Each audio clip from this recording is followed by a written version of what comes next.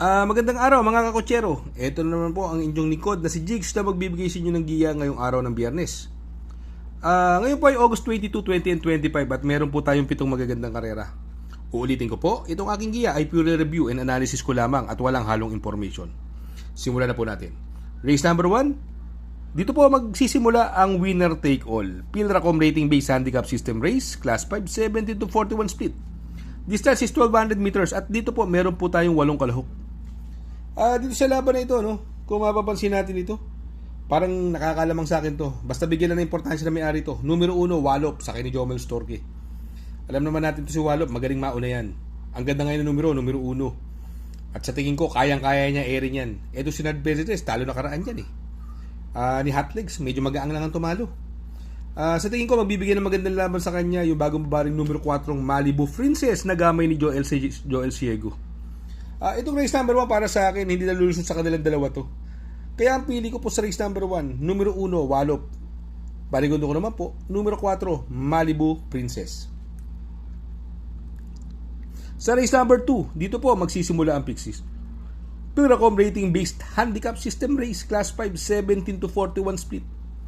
Distance is 1200 meters at dito may 8 kalahok. Itong race number 2 po, no, anybody's race. Para sa akin, ang may mga panalo, Princess Belle. Signature move, bagong baba po yan ha. At magaling po kay GC de la Cruz yan.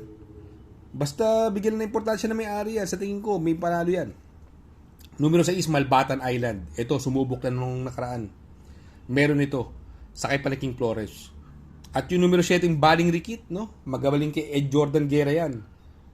Na isasabay ni Ed Jordan Guerra yan, si Baling Rikit. Itong karerang ito, hindi nalulusot sa kanila to. Pero syempre, kailangan natin mamili. Ako, napupusuan ko po dyan. Doon ako sa numero 7, Baling Rikit, na sakay ni Ed Jordan Guerra. Paligundo ko naman po, numero 6, Malbatan Island. At isasama ko po Pandeado, since bagong baba at gamay ni nung hinete. Numero 4, Signature Move.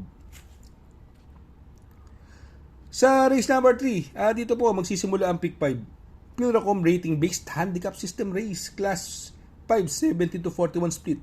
Another 1200 meter distance at may 8 kalahok. Etong karerang ito, kung mapapansin natin, no, wala ko ibang nakikitang matulin dito bukod kay Catbite at Gold and Silver. Naglaban na yan, hindi pinauna ni Gold and Silver yan, Catbite. Magaling kay Joel Cabarios yan, si Gold and Silver. Ibang klase manakbo pag siya sakay niyan. Kaya sa tingin ko, siya ang napupusuan ko dyan. Kung magpo-protection ako, syempre, yung talking horse din. Doon sa hinete. Numero 1, static. Buenas ngayon to si Idol Pubs. Red Queen. Kapapanalo na karaan. Tip natin yun, Diado. Sa tingin ko, malaki chance niyan. Siguro, 2 horse race itong karerang ito. It's between Gold and Silver and Static. Kaya sila na rin po napipilian ko. Kaya doon sa race number 3, pili ko po. Since mas gusto ko maiksi ang distansya, siya ang mauna, baka makabuo, gamay ng hinete. Ang pampermero ko po dyan, numero 4, Gold and Silver. Paligundo ko naman po, numero 1, Static. Sa race number 4, dito po magsisimula ang pick 4. Pilracom rating based handicap system race, class 4, 42 to 56 split. Another 1200 meter distance at may 8 kalahok. Marami may panalo. Etong race number 4 na to. Cats in the Cradle. Sa tingin ko, wala pa uunahin to. Manny for Gabriel nung karera, parang wala nang ganong bilis eh. Puro ano lang eh. Puro forma na sa unahan. Parang magbula nung nabenta tong kabayong ito, sa tingin ko mukhang medyo pa wala na. Maganda na numero ni Cats in the Cradle. Pipiliting mauna ni Idol Pubs. Kabitan sa unahan, no? Static, baka maka Pubs. Siya po napupusuan ko dyan. At tingin ko magbibigyan ng magandang laban yung Baba Boom. Si Bad Boy MJ, nanalo na karaan pero mag-aangal laban eh. Pero muntik na siya matalo dun ha. Medyo mag-aang lang yung nakalaban yun, pero parang muntik na siya matalo si Bad Boy MJ dun. Kaya medyo ayoko muna sa kanya. Ito si Baba Boom, magaling kay Jan Alvin. Yan ang makakapanood ng boxing. May panalo po yan. At yung ito, mababa na po sa laban. Numero 7, Sir William, sa kay ni Charles Reyes. Ito Sir William, hindi na niya grupo to. Kung gusto niya ng dihado, pwede po isama yan. Kaya sa race number 4, pili ko po. Doon ako sa numero 2, Cats in the Cradle. Parigundo ko naman po, numero 4, Baba Boom. At isasama ko po Pandeado, numero 7, Sir William. Sa race number 5, Pilracom Rating Based Handicap System Race, Class 4, 42 to 56 split. Muli, 1,200 meters ang tatakbuhan, way 8 kabayo. Eto, no, kung 1,400 meters lang sana to, susuluhin ko na itong Amazing eh. Kaya lang, napakaigsi eh. Siguro kung magpa-protection ako, meron na ito nung karera sa kay ni Giardi Ocampo, binigay na po kay R. Ramos ngayon. Yung Lucky Hilda. Kaya lang, may possible na pwede mag-pressure sa kanya si Hinebra at saka si Hook on the Run. Kaya lang, nung karera, medyo mas mabigat-bigat yung nilabanan nyo nung karera. Since maiksi ang karera, sa tingin ko, may tsamba po siya. Kaya dito sa race number 5, pili ko po. Doon ako sa numero 7, Amazing. Panigundo ko naman po, numero 6, Lucky Hilda. Sa race number 6 sa penultimate race, Pilracom Rating Based Handicap System Race, Class 5, 17 to 41 split. Distance is 1,200 meters at dito may 8 kalahok.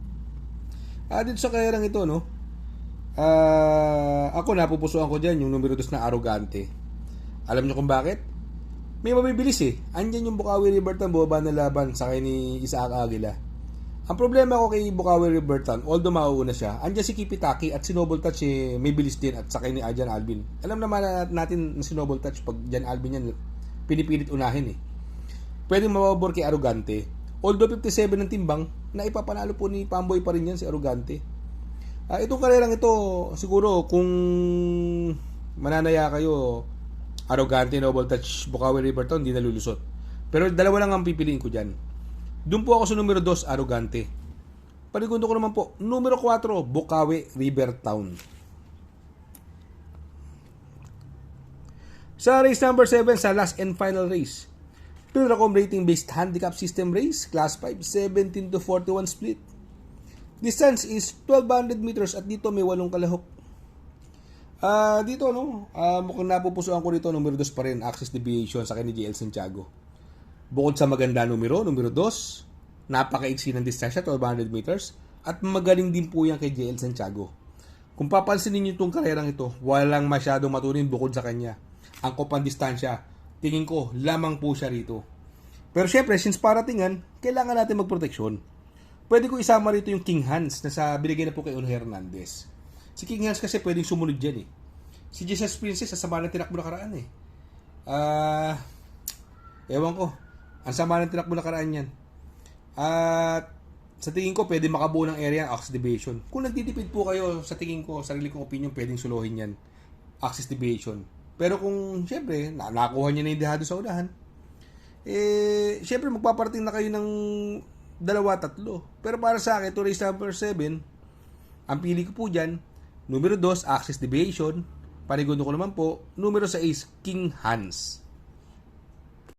Shout out nga pala kay Sir Pax ng Barkadahan OTV. Located po siya sa 1139 New Antipolo Street, Corner Vargas. Malapit lang po sa Abad Santos, yung bagong ginawang tulay. Very convenient and attentive po ang mga tao. Pwede po kayong mag-EB at party while betting on racing. Shout out kay Sir Arnel Mendoza. Please support his channel. Shout out po Sir Arnel Mendoza. Good luck mga kakutsero. Sana po matapat ang ating giya at yung mga nakasunod. Sana po ay magsitama po kayo.